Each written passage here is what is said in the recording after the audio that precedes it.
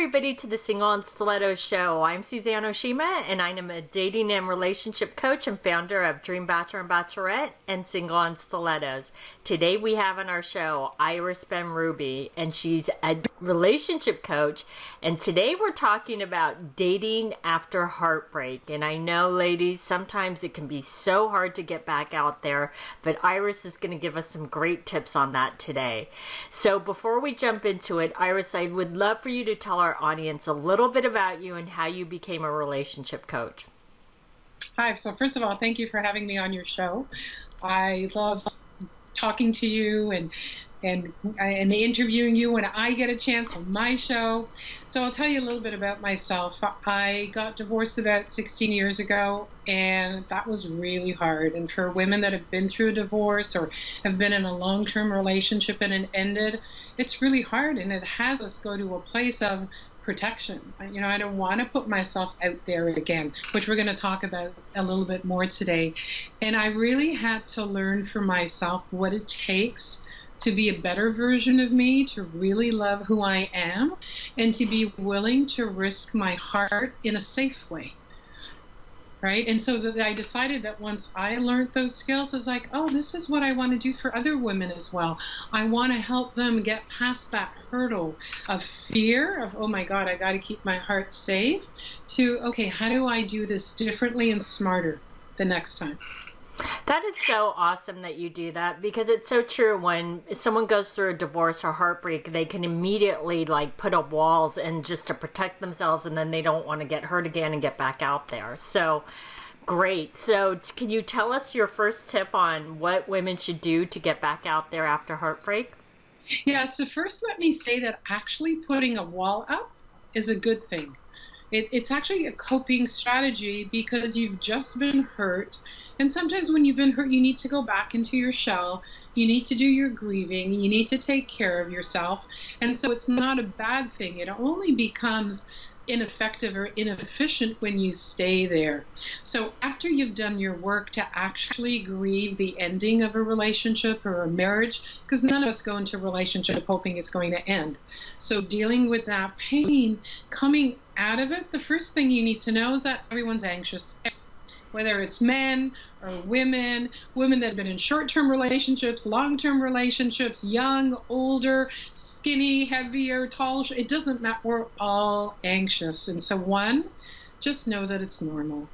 Being anxious is a way of taking care of yourself. So I want to normalize it so that you don't think like, what's wrong with me? But you just want to see, how does that anxiety show up in relationships? Does it keep you shut down? Does it have you go out there and date and ask all these questions like it's an interview? You know, what do you do to keep yourself safe, and is it working? So you want to see how that anxiety is either moving you towards a relationship or it's moving you away. And when I say moving you towards, what I mean is really learning to manage those emotions. So you can breathe, you can do some yoga, you can do some self-care to let yourself know that it's okay. I'm out there again, this is normal. I need to know how to deal with my emotions, and I'm ready to risk my heart in a way that's going to keep me safe. So that's tip number one. That's awesome, because it's true. You really need to do that self-care and take care of yourself and be gentle on yourself, because you've just gone through a trauma. And would you say, Iris, that it's not a good idea to just jump back out there and date? Absolutely not, because, you know, I think much more often men do that. They'll jump into another relationship. As women, we tend to wait a little longer, and sometimes we tend to wait too long. You know, it starts to become a comfort zone. So you want to, you know, give yourself 12 months, 24 months tops. And then if you're still wanting to stay there, then you need to talk to someone, you know, to figure out what is it that's keeping you there and what it is a safety. And how do you move from that safe zone to actually having a relationship? Because we're all hardwired to be in relationship. So, we're all brought up with the I shouldn't need a man. I'm enough on my own. I can do it all on my own. But we really need to get that biologically we're hardwired to be in a relationship. After food, shelter, and clothing, the number one thing we need on Maslow's hierarchy of needs is connection, belonging, and community. And that includes a romantic relationship.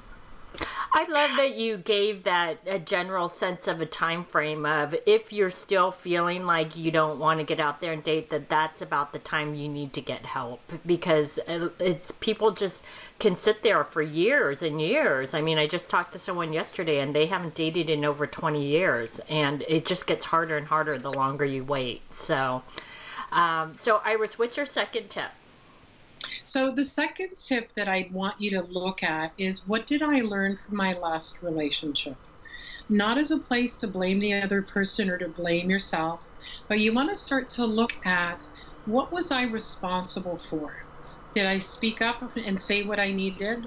Was I too harsh in how I spoke up? Did I turn myself into a pretzel? How can I do that differently in the next relationship? Because really, our lives are about maturing and growing and evolving. And as unfortunate as a breakup is, it's actually an opportunity to become a better version of yourself. So really, what did I learn in that last relationship? And how do I become a better version of me, which is very future focused. It's positive focused rather than focusing on what was just back there and I don't want to recreate it. So we don't want to focus on the negative stuff. We want to look at, how can I grow and move forward from this? And if you look at, if you have children, or if you look at young children, they're always growing and evolving from their mistakes, and it doesn't change for us. That is so true. And I love that you said that, because I say that all the time to my clients too, is to always become the best version of yourself. And it doesn't matter how old you are, you can always keep evolving and growing and becoming self-aware. And just realizing that, you don't want to make the same mistakes and you want to be a better person in the next relationship, right? Totally. Okay, so what's your third tip? So my third tip is, really be clear on what it is that you're looking for. Often women, depending on their background, have been taught to suppress their needs, to turn themselves into a pretzel to what a man wants, to have to earn a man's love. And so it comes from a place of, I am less than him. And so it's really getting clear of, I am looking for a professional. I am looking for someone who has children or someone who doesn't have children. And you want to, I do the 10 must-haves, so those are non-negotiable. And then we have wants and likes that are kind of like the icing on the cake. But we want a really solid foundation of, what is it that I'm looking for, and to memorize all of those so that when you're out there dating, you have a clear picture. Does this guy fit into the future I want to create? Or am I just trying to kind of like, well, this one's not so important. He doesn't want kids. I think I can live with it. Just be honest with yourself and own it. The clearer you are about what you want in your life and go out dating with that clarity, with that picture, the less likely you are going to get into another relationship that doesn't meet your needs. Well, and also, I love that you said in getting clear, because then you don't waste time dating someone just because you're physically attracted to them or you have amazing chemistry. If they don't have those core things that you talk about that you should be really clear on, then you won't waste, a year and go, oh, yeah, he doesn't really want this. And then it's like, okay, now I'm back at square one yet again, right? Yeah, and then you make yourself wrong. There, I did it again, and I don't know how to be in a relationship, and what's wrong with me, and why can't I do it? And then when we go to that place, we shut down, we go into our clamshell, and we become even more anxious, and it takes us even longer to get out the next time. So the clearer you get about your picture, the easier it'll be for you to sift through the men that are out there. And there are lots of men. So you just need to be clear on what it is that you want and really stand for it. Awesome. Well, these have been some great tips. So Iris, can you tell the ladies you have a free gift for them? Yeah, so my free gift is How to Spark Desire in Your Man Without Chasing Him. And it's an ebook. And Suzanne, you're going to have the link right below this podcast.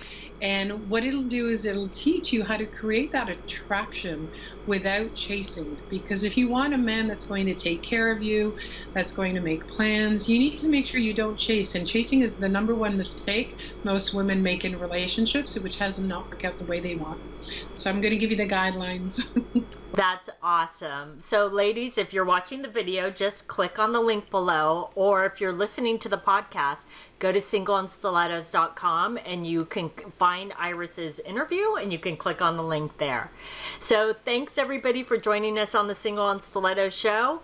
Our show is available both in video format and podcast format. If you would like to view the videos, you can go to singleonstilettos.com, and if you would like to get the podcast, you can download it from iTunes. And if you would like to get our free ebook on why men disappear without a trace, you can click right here on the video, or you can go to singleonstilettos.com.